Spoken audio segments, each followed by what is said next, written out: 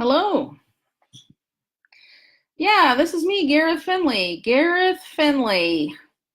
This is an old ID tag from my days working at CNN. I've got a couple other ones. Here's another one. This one, my eyes are kind of caught in the flash. Here's another one. Oh, that's another one I had as a freelancer in 2006 during Katrina. Looks like my cat's in the back there. CNN. Yeah. CNN. My CNN colleagues and fellow alumni are not the enemy of the people. Now, I'm going to go on to Twitter here. I'm going to look at Twitter. The most recent tweet, official announcement from our President of the United States of America, Donald J. Trump, says, they asked my daughter, Ivanka, whether or not the media is the enemy of the people. She correctly said no. It is the fake news, which is a large percentage of the media, that is the enemy of the people. Yes, that was the official announcement of our President of the United States, Donald J. Trump, 2 hours ago via Twitter, okay? So she says the media isn't the enemy of the people, and Trump agrees. He says the fake news, in all caps, which is a large percentage of the media, is the enemy of the people. That's what he said 2 hours ago. Now, let's look at what he told us earlier today that explains explicitly exactly what he means by the fake news. He tweeted in another official presidential announcement 12 hours ago, wow, Fox and Friends is blowing away the competition in the morning ratings. Morning Joe is a dead show with very few people watching. And sadly, fake news CNN is also doing poorly. Too much hate and inaccurately reported stories. Too predictable. So here we go. Fake news is the enemy of the people. Fake news CNN. So, is there any doubt that our President of the United States has identified CNN as fake news as the enemy of people, of the people? Is there any doubt that the President of the United States has identified CNN as the enemy of the people? There must be a reason why I have a hard time pronouncing those words, because it just galls me, okay? I am an alum of CNN.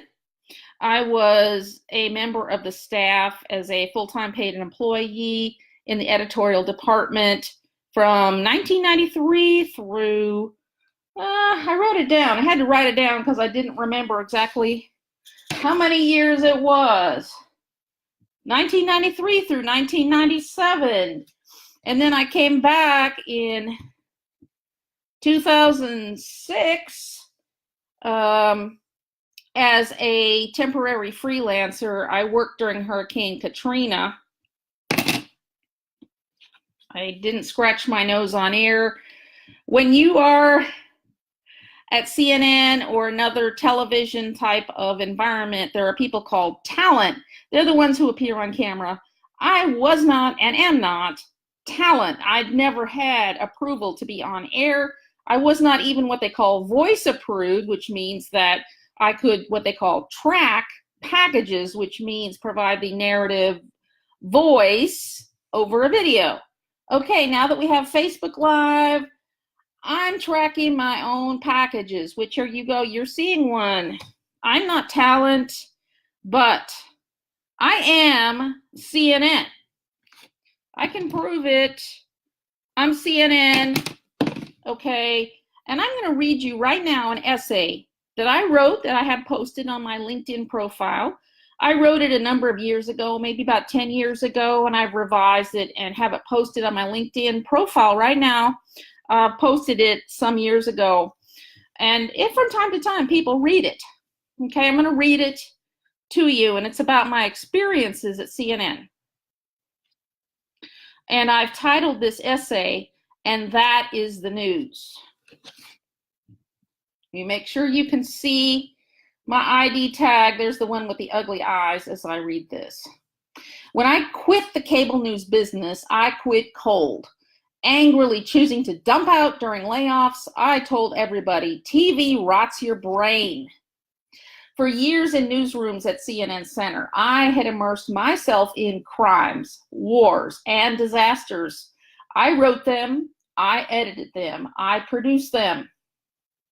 In synchrony with 3,000 minds connected by technology, I took in atrocities, focused them, and made them into something tolerable. News, not entertainment. Staffing the CNN networks during those greatest years before Ted Turner was forced out, all of us put ourselves in harm's way, not just the women and men who went into war zones. We all bore weight few understood. We knew and saw and experienced appalling things, some of which we had to keep to ourselves. It helped to detach emotionally from that. In our time off work, when we had some, we laughed together, drank together, slept together, we dated each other, and married each other. And we followed the news.